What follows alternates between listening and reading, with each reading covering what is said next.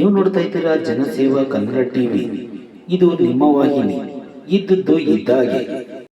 ಮಂಡ್ಯದ ಹಳ್ಳಿಗಳಲ್ಲಿ ರಸ್ತೆಯ ಅಭಿವೃದ್ಧಿಗೆ ಮುಂದಾದ ರೆಬಲ್ ಶಾಸಕರಾದ ಪಿ ರವಿಕುಮಾರ್ ಗಣಿಗರವರು 2 ಕೋಟಿ ವೆಚ್ಚದ ರಸ್ತೆ ಹಾಗೂ ಚರಂಡಿ ಕಾಮಗಾರಿಗಳಿಗೆ ಶಾಸಕರಾದ ಪಿ ರವಿಕುಮಾರ್ ಗಣಿಗರವರು ಗುದ್ದಲಿ ಪೂಜೆ ನೆರವೇರಿಸಿದರು.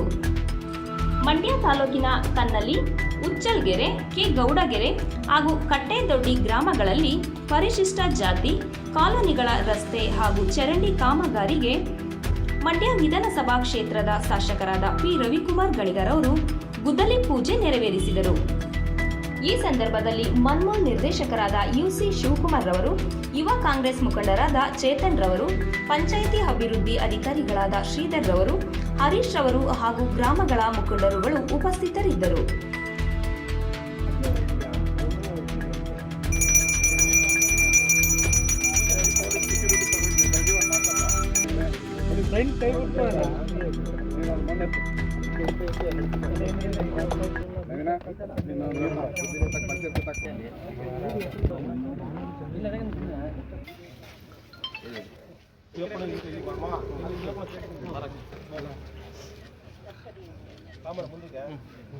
ಉಚ್ಚಲಗೆರೆ, ಗೌಡಗೆರೆ ಮತ್ತೆ ಕಟ್ಟೆದೊಡ್ಡಿಯಲ್ಲಿ SCP ವರ್ಕ್ನಲ್ಲಿ 1,80,00,000 ರೂಪಾಯಿಗೆ ಡ್ರೈನೇಜ್ ಮತ್ತೆ ಸಿಮೆಂಟ್ ರಸ್ತೆಯನ್ನ ಮಾಡೋದಕ್ಕೆ ಗುದ್ದಲಿ ಪೂಜೆ ಮಾಡಿದ್ವಿ.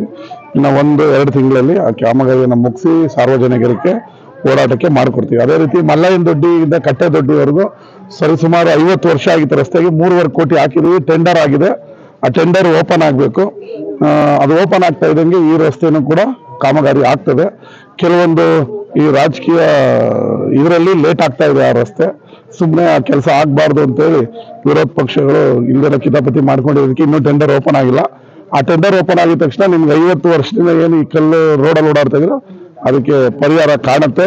ಶೀಘ್ರದಲ್ಲೇ ಬಂದು ಆ ರಸ್ತೆಗೂ ಕೂಡ 3.5 ಕೋಟಿ ರಸ್ತೆಗೂ ಕೂಡ ಪೂಜೆಯನ್ನ ಮಾಡಿ ಕಟ್ಟೆದೊಡ್ಡಿ ಮಲ್ಲಯ್ಯನದೊಡ್ಡಿ ರಸ್ತೆನ ಅಭಿವೃದ್ಧಿಯನ್ನ ಮಾಡ್ತೀವಿ. ಏನು ಬಿಡ್ಸಮ್ಮಣ್ಣ?